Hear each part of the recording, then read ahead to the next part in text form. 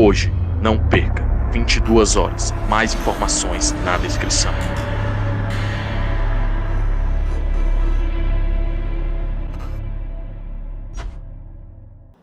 Olá pessoal, tudo bem? Aqui quem fala é o Gabriel Brasileiro e esse é mais um vídeo aqui do canal da CPL para o YouTube. Bem pessoal, fala-se muito por aí que o socialismo é um sistema econômico impossível, um sistema econômico impraticável. Nós aqui ainda vamos dedicar um vídeo exclusivamente para discutir esse tema. Contudo, nesse vídeo aqui, eu quero fazer um contraponto a essa alegação falando sobre o livre mercado. Então, afinal, o livre mercado é possível ou impossível? Vamos descobrir.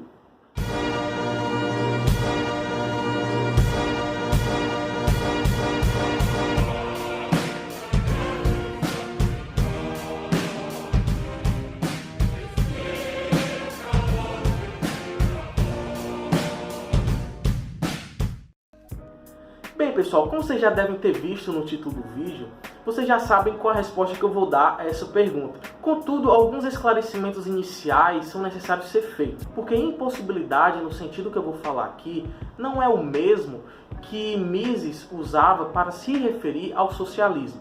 Ou seja, quando Mises falava que o socialismo era impossível, ele, baseado em uma tradição kantiana, queria demonstrar que o socialismo era a prioristicamente impossível, ou melhor, logicamente impossível. Contudo, nesse vídeo aqui, eu não vou usar essa metodologia. A metodologia que vai ser usada aqui é a metodologia do materialismo dialético, que era um método usado por Marx que analisava os objetos, que aqui no caso será o livre mercado, inseridos dentro das suas circunstâncias históricas e sociais.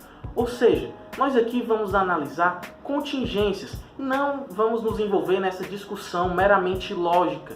No caso, a impossibilidade, materialisticamente falando, se refere a contradições que um sistema ou um objeto enfrenta quando inserido em determinadas circunstâncias. No caso do livre mercado, o que eu quero demonstrar aqui é que ele é impossível no sentido de que as circunstâncias históricas e sociais das quais emerge o livre mercado tornam o conceito de livre mercado contraditório, porque essas circunstâncias históricas e sociais que eu vou analisar aqui demonstrarão que não existe realmente uma liberdade desse sistema e, portanto, a palavra livre não encontra correspondência ontológica ao sistema que ela visa conceituar. Então, pessoal, primeiramente, o que é o livre mercado que os liberais tanto defendem? O livre mercado, pessoal, é um sistema, obviamente, de mercado, onde há um ajuste espontâneo da oferta e da demanda através de sinalizações de preço. Ou seja, através da moeda, que funciona como um sinalizador de escassez, a oferta e a demanda se ajustam espontaneamente dentro da concepção liberal. Então, segundo os liberais, o fornecedor de bens e serviços, sempre buscando o lucro, iria buscar a melhor forma de alocar os seus recursos para atender às demandas, que representam as necessidades dos indivíduos.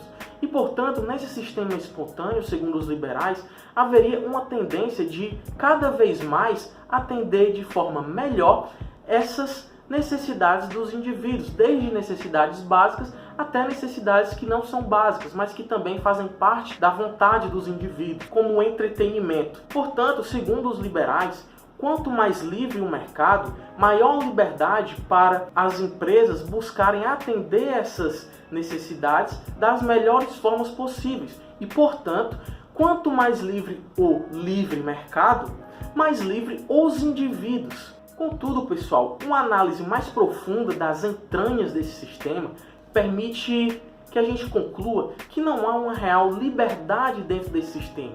E o que eles chamam de liberdade nada mais é do que um conceito bastante limitado. A primeira premissa, pessoal, da qual nós vamos partir aqui é a constatação de que os indivíduos que já nascem em um sistema econômico historicamente delimitado herdam circunstâncias materiais, ou melhor, sociais, das quais eles não escolhem. Por exemplo, a classe trabalhadora possui indivíduos que a compõem. E esses indivíduos que a compõem nascem nessas circunstâncias não porque eles escolheram, mas sim por causa de ações do passado que influenciaram o seu nascimento naquelas circunstâncias, e não só o seu nascimento, com a sua permanência. Pois, embora hajam pessoas que consigam ascender socialmente da classe trabalhadora para a classe burguesa, isso não é o que acontece com a maioria das pessoas. Portanto, pessoal, na esmagadora maioria dos casos, as pessoas pertencem à classe trabalhadora não por causa de uma escolha, mas sim por causa de uma imposição histórica daquela condição a elas. E desse modo, essas pessoas elas se submetem ao mercado de trabalho, se submetendo a empregos que não representam a sua real vontade, não porque elas realmente querem, mas porque as circunstâncias materiais que a envolvem não lhes fornecem alternativas reais que lhes permitam escolher algo que realmente lhes traria alguma satisfação. É exatamente por isso, pessoal, que Marx atribuía ao mercado de trabalho um caráter de constrangimento econômico. Porque as pessoas que se submetem a um determinado emprego, elas se submetem porque elas precisam primeiramente suprir as necessidades vitais delas. Mas esse suprimento das atividades vitais delas não ocorre através de vias que elas realmente tomam como desejosas, mas sim porque era o jeito elas escolherem aquilo que estava posto a elas. Portanto, não existe uma real liberdade de escolha. O que existe é a limitação da liberdade dos indivíduos pelas circunstâncias materiais que os envolvem, que lhe fornece alternativas que podem ser muito ou pouco limitadas. Porque um capitalista, ele não enfrenta as mesmas limitações que a classe trabalhadora. Por ele dispor de mais recursos materiais, ele tem maiores alternativas de escolha.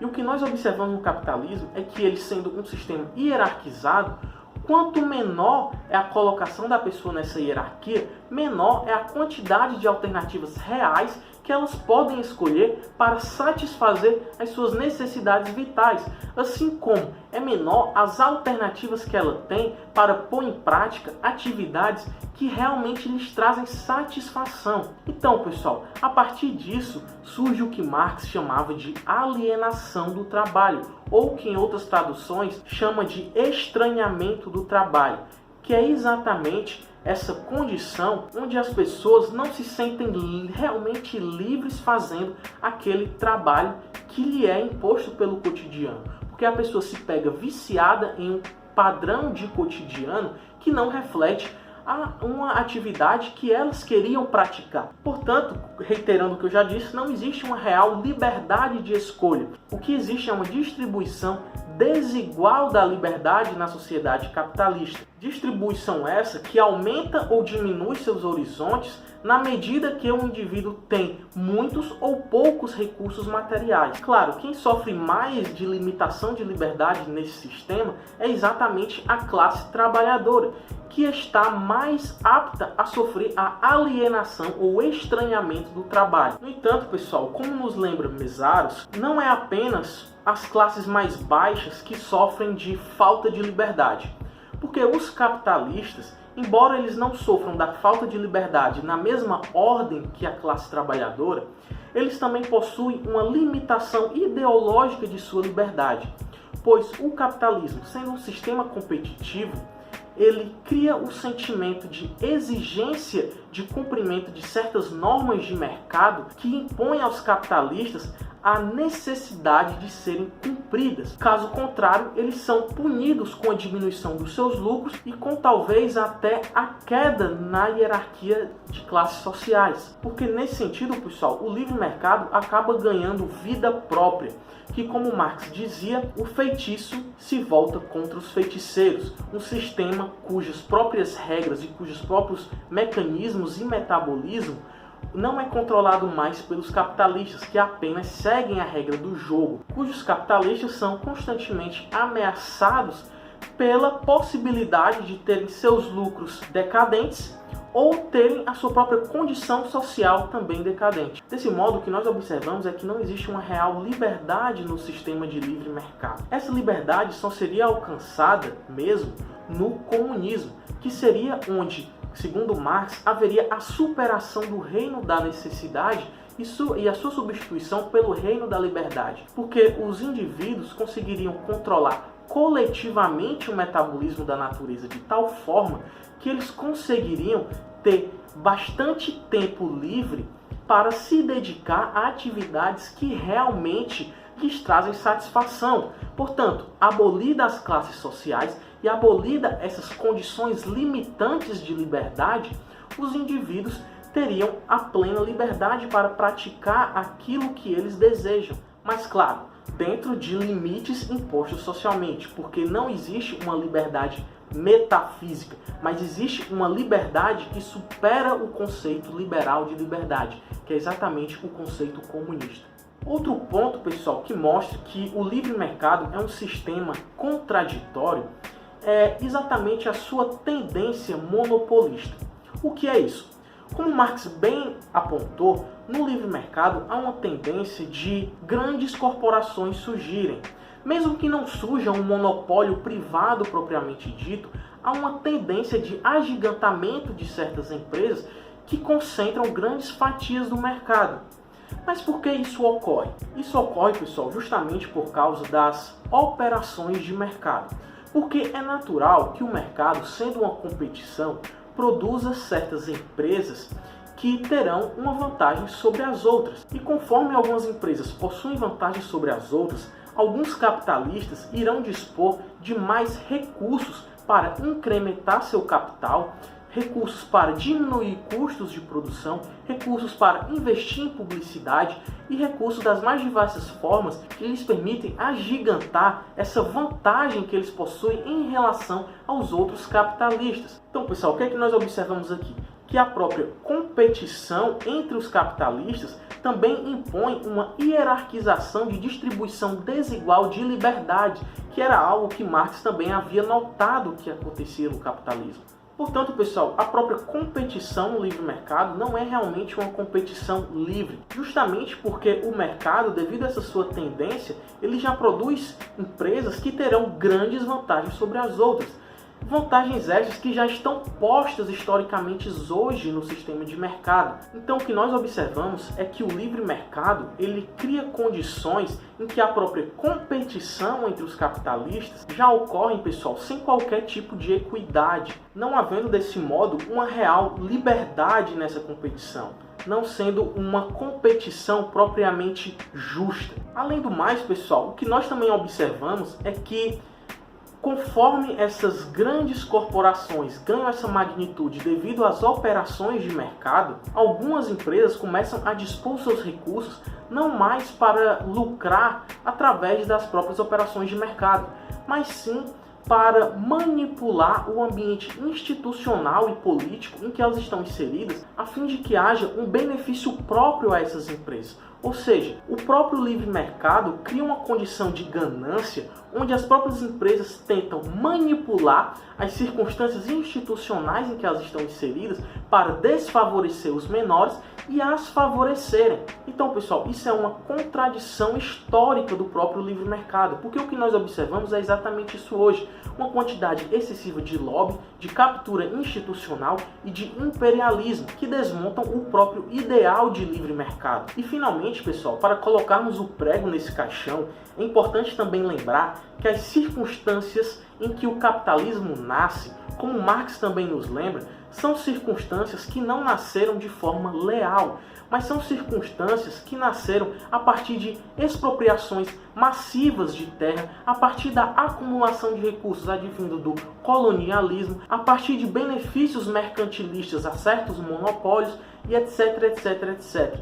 As pessoas que estão nesse sistema estão nessas condições e herdam aquelas condições que eu falei desde o início, justamente por causa de episódios do passado que não são nem um pouco leais e que transgridem o próprio conceito de liberdade no qual o capitalismo se finca ideologicamente. Portanto, pessoal, por esses motivos, um livre mercado não conceitua um sistema que é realmente livre, havendo desse modo uma disparidade entre a conceituação de livre e o que ontologicamente o sistema é, o que só poderá ser superado, como eu já falei aqui, através do comunismo. Portanto, pessoal, nós vamos ficar por aqui hoje. Eu espero que esse vídeo tenha ficado claro, que vocês tenham gostado. Por favor, pessoal, não se esqueçam de se inscrever no canal se você não for inscrito. Clica aqui no gostei, compartilhe com seus amigos e vamos fazer esse vídeo aqui bater recorde de visualizações, pessoal. Então, eu vou ficando por aqui. Até mais!